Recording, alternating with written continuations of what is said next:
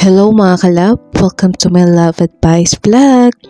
Long time no vlog because of hectic schedules, pero lalaanan pa din natin ito ng oras because I want to help through this YouTube video, through my page.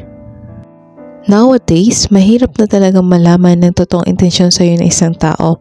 Parang sakat nga lang at kay Dom at Bea. Yung malinaw na masasagot mong that guy or lady really into you. If he or she willing to sacrifice something in order to make you happy, the big question is hanggang kailan? Pero bago ka magtanong ng kailan, alamin mo muna at itanong mo sa sarili mo kung buo ka na nga ba talaga. Siguro, para hindi ka masaktan, kailangan kilala mo muna yung sarili mo. Remember, everything and everyone are temporary. Kaya, huwag mong sayangin ang panahon mong kakahintay para lamang mahalin o pahalagan ka ng taong hindi sigurado sa'yo. Kaya narito ang 8 dahilan kung bakit biglaang hindi na nag-message ang lalaki sa'yo. Itong mga advice ko at mga dahilan, ito talaga yung nangyayari sa totoong buhay. I mean, ito yung literal at malalim na pagpapaunawa kung ano yung maaring dahilan kung bakit bigla ka nalang ginosting. At kung gusto mong malaman, tapusin lamang po ang video na ito. Just keep on watching.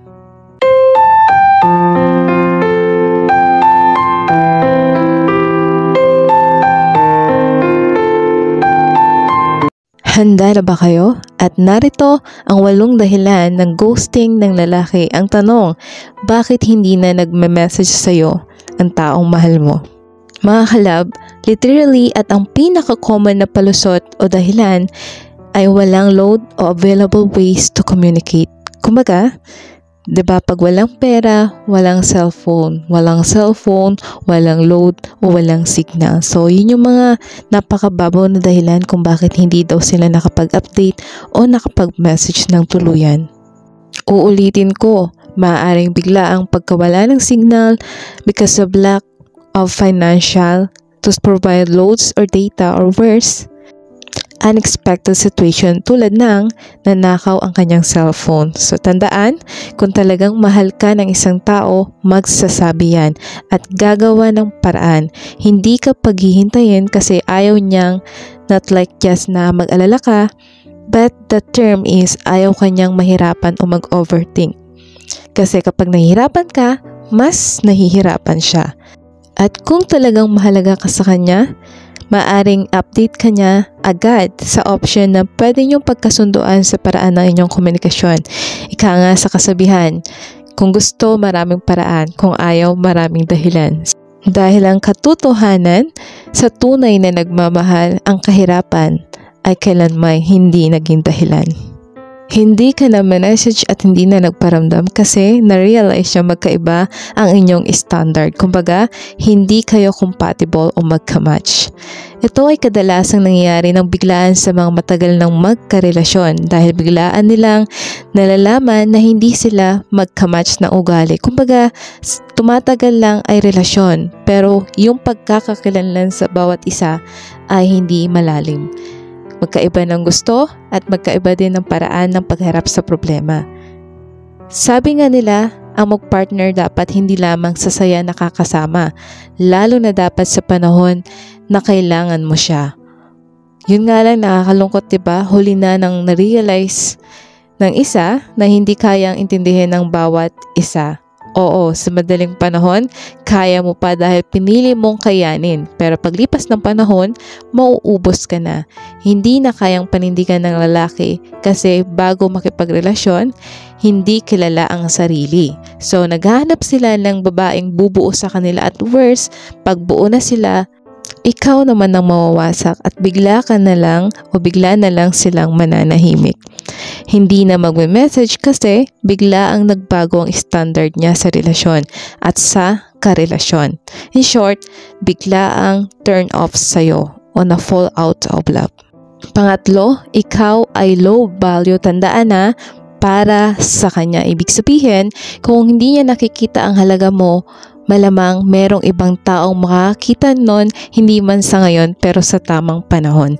Siguro ilang araw o linggo okay kayo as in masaya, puro na lang excitement, at akala mo okay lang lahat para sa kanya.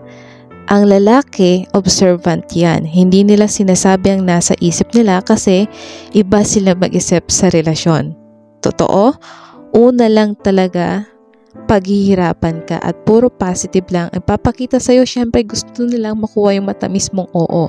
At saya lang ang paparamdam sa'yo. Andyan yung pagbibigay ng flowers, yung tipong lahat sa lahat na lang ng lugar halos makita mo siya. Pero kasabay nun ay ang pagsubok kung deserve mo ba ang love, care at sacrifice niya. So tinetest ka rin ng isang lalaki. Ayaw na ayaw ng matinong lalaki ang madaming bonding sa kaibigang lalaki dahil para sa kanila, red flag yon. Pati na din ng pag-inom syempre. Kaya biglaan hindi na lang sila nagpaparamdam dahil nakitaan kanila ng isang bagay na hindi nila inaasam sa isang babae. Kumbaga, bumaba ang tingin sa'yo. Maaaring nakita niyang ikaw ay klase ng babae na para sa lahat ng lalaki, na kahit ibigay niya ang lahat sa iyo sa future o busugin ka na ng pagmamahal ay hindi pa din siya magiging sapat. Tandaan, kung ang babae ay kadalasang overthinker, ang lalaki naman sa relasyon bago tuluyang mag-effort ay advanced thinker. Huwag kang mag-stay sa lalaking hindi kaya mag-take ng risk para sa iyo. Huwag kang magbulag-bulagan dahil ang lalaki ay honest. In what way? Kung ano ang pinaparamdam sa'yo, yun lang kalalim ang love o halaga mo. Huwag kang magtanong ng paulit-ulit sa kanya kasi ayaw mo lang paniwalaan ang kasabihang actions speak louder than words. Kasi umaasa ka pa at gusto mong lukuhin ang sarili mo. Umaasa ka na magbabago pa siya, gusto mo palagi siyang bigyan ng second, third at unahing o kaya ay unending chances na hindi niya naman hinihingi sa'yo. Kung hindi ka na niya minamessage dahil ang tingin sa'yo ay low value, anong gagawin mo? Accept the distance but not the way he disrespected you as a person or as his partner. Change your life for the better. Transform your appearance not for him or for other people but because you respect yourself. Bago mo ibigay ang respeto para sa taong mahal mo o sa lalaking kapartner mo, ibigay mo muna ito ng buo sa sarili mo para sa uli, wala kang pagsisihan at hindi ka tingnan ng isang lalaki bilang isang low value na dahilan kung bakit na lang biglang iniiwan ang isang babae. And it's a big no. Huwag mong iasa ang sarili mo sa kanya o ang future mo sa kanya. Kung anong pagkakilala niya sa iyo o nadatnan niyang pangarap na tinatahak mo ngayon, kailangan ituloy mo lang. Hindi porket may-jowa ka, siya na po ang magdesisyon sa buhay mo. Tuloy mo ang buhay mo dahil kung talagang mahal ka niyan, susuportahan ka niyan. Habang buhay kang titingalain, kakapit sa iyo at hindi ka iiwan. Ika-4, kailangan niya ng space. So, mga girls, huwag kayong mag-overthink.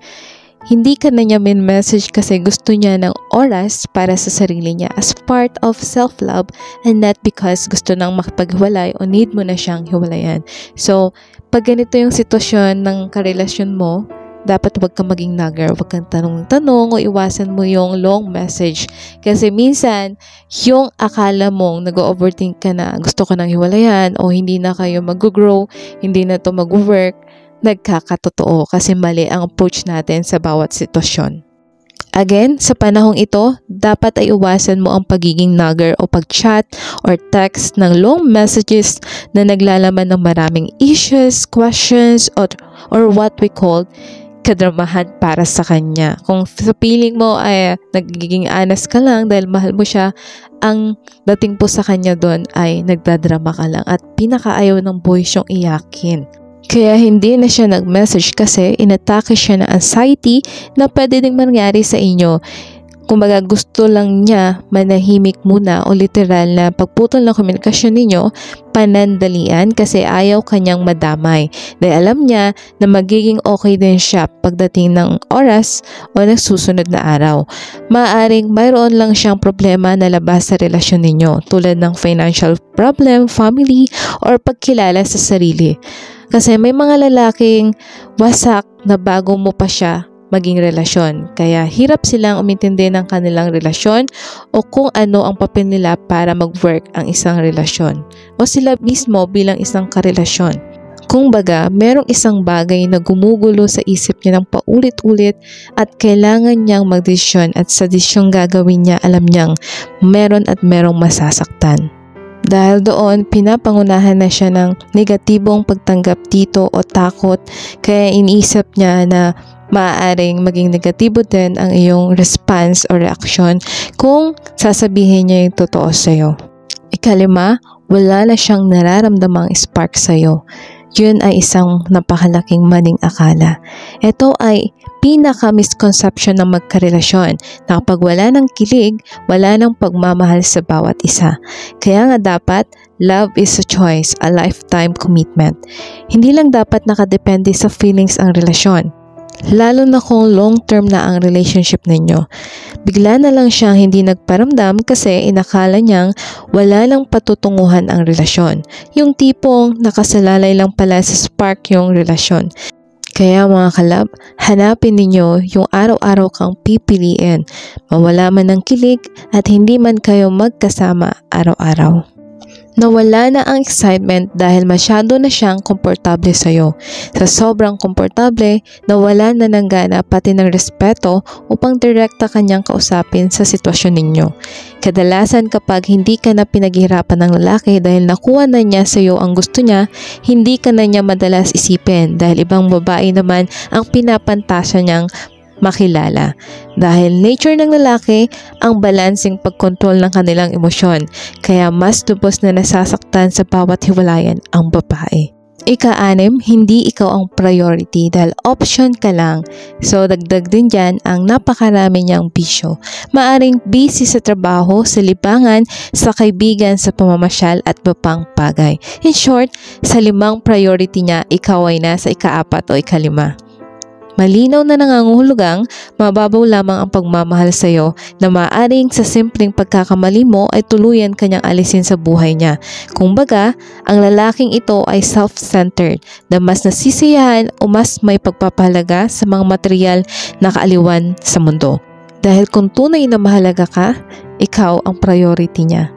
Hindi naman ibig sabihin ikaw ang priority ay kailangan niya nang i-unlove yung mga bagay na nagpapasaya sa kanya, lalong-lalo na ang mga kaibigan at pamilya niya. Tandaan, kung mahalaga ka, hindi mahirap para sa kanya ang mag-update. Ito yung tipo ng karelasyon na mataas ang ego o pride at para sa kanya, hindi ka kawalan dahil madali lang para sa kanyang palitan ka.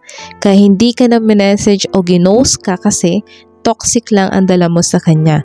Ayaw niyang umako ng responsibilidad o magpasaya ng iba dahil nasanay siyang ibang tao ang nagpapasaya o nag-e-effort sa kanya.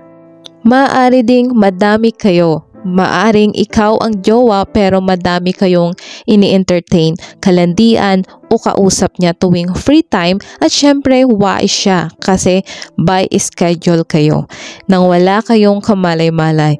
Ito yung mga gawaing experts o manhid na sa relasyon.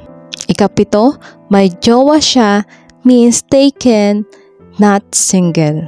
Gusto niya nang makipaghiwalay kasi nga may jowa siya.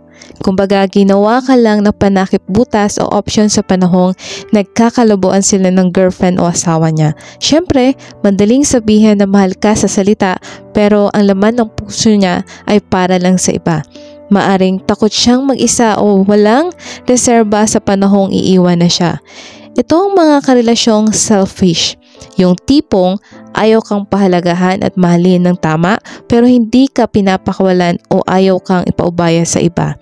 Maaari ding naibibigay mo sa kanya dati ang oras o pagmamahal na hinihingi niya sa karelasyon niya. At dahil okay na sila, goodbye na ulit sa'yo. Kaya hindi na nagparamdam kasi ayaw niya ng closure para makabalik siya anytime na gustuhin niyang bumalik sa'yo. At sadyang paraan niya yon upang ma-miss mo siya ng sobra at hanap-hanapin mo. In contrast, nag-guilty siya sa maling ginawa niya o takot lang din na makarinig ng mga tanong na inaasahan na niyang sabihin mo. At the end of the day, mas pinili niya lang ang peace of mind niya at sinadya ka na lang iwan sa ere. At ang panghuli, gusto nang makipaghiwalay at iiwan ka na sa ere. Tandaan, sa pakikipaghiwalay, ang pag-ghosting at bigla ang hindi pag-message sa'yo ng kapartner mo ay nangangahulugang gusto niya nang makipaghiwalay. Meron talagang mga karelasyon na ang naisip nilang paraan para makipaghiwalay o mag-let go is to stop the communication at biglaan to. At ang worst dito ay tinatiming nila sa panahong mas kailangan mo sila o sa panahong sobrang masaya ka dahil ito yung mga araw na sana ay nagdidiwang kayo ng monthsary, anniversary o birthday ng bawat isa. Iniisip ng taong ito na kung mas masakit ay mas madali mong matatanggap ang desisyon niya. Hindi kanya kayang tignang umiiyak kung nagpapaalam pa siya o magpapaalam pa dahil nagigilt o naiirita siya sa magiging reaksyon mo. Ito yung mga nangiiwan sa ere nang walang sinasabing dahilan. Yung tipong hahanapin daw muna ang sarili pero ang totoo, meron na siyang nakitang gustong pormahang iba.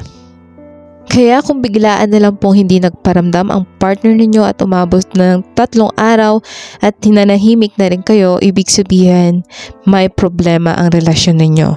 Kung ayaw nang ayusin, makinig ka sa nararamdaman mo. At mga kalab, ito ang tandaan ninyo, hindi ma-fall out of love ang isang karelasyon o karelasyon mo o ang isang partner o asawa mo kung walang ibang dahilan. So, pangkaraniwan at pinakamabigat na dahilan dyan ay babae. At tandaan din, hindi ka basta-basta iiwan ng isang lalaki kung ang dahilan lang ay trabaho, distansya, bagay o mga kaibigan. Meron po talagang mabigat na dahilan. So, karaniwan po talaga isa sa mabigat na dahilan, yung puso niya ay wala na sa'yo. So, hindi niya yun mapigilan. Kalaban niya ang sarili niya. Kaya, nakakaya kanyang makitang masaktan kasi nga manhid na siya sa'yo. Mga kalab, eto na nga ang mga dahilan kung bakit bigla na lang nag-ghost ang isang lalaki. Kaya kung dumating man ang araw na gawin o maranasan mo ito, huwag kang maging bingi o kaya ipulag. Kapag sinabi sa iyo ng lalaki na iwan mo na siya o ayaw na niya, maniwala ka dahil totoo yun. Kabaliktaran naman ng babae. Kapag sinabi sa iyo ng babae na iwan mo na siya, ibig sabihin yakapin mo siya ng mahigpit. Mga kalab, piliin mo yung taong handang pasayahin ka sa lahat ng mood niya. Yung tipo ng lalaking susubukang itama ang maling ugali niya para hindi kayo magkasakitan. Yung lalaking marunong tumanggap at umamin ng pagkakamali upang bumawi. Yung tunay na lalaking sa pagsubok ay lalong nagiging mas matapang ipaglaban ang inyong relasyon. At ang pinakamahalaga, yung lalaking kapag nakakaranas kayo ng pagsubok o tinatawag nating mga downfall moments, ang takbuhan niya maliban sa iyo at sa mga magulang niya ay si God. Tama kayo, si God ang tatakbuhan at kakausapin niya at hinding-hindi ang ibang babae. Yun lamang po mga kalab, maraming salamat. At kung nakatulong po sa inyo ang video na ito, please don't forget to like, comment, and to subscribe on my YouTube channel. Thank you for watching.